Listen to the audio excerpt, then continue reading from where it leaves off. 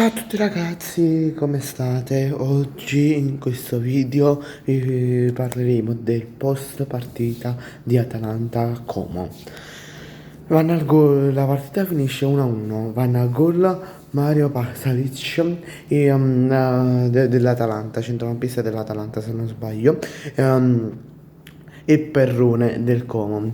La partita fino a, diciamo, a 10 minuti dopo il gol, diciamo, mi è parsa buona da parte dell'Atalanta. Ha fatto una grande partita fino a 10 minuti dopo il gol, però dopo il gol dopo i 10 minuti del gol, dal gol di Pasalic, abbiamo peccato un po', l'Atalanta ha peccato un poco e da qui è nato il gol del Como. Bene, ciao a tutti ragazzi, ci vediamo al prossimo video e lasciate un bel like e un'iscrizione.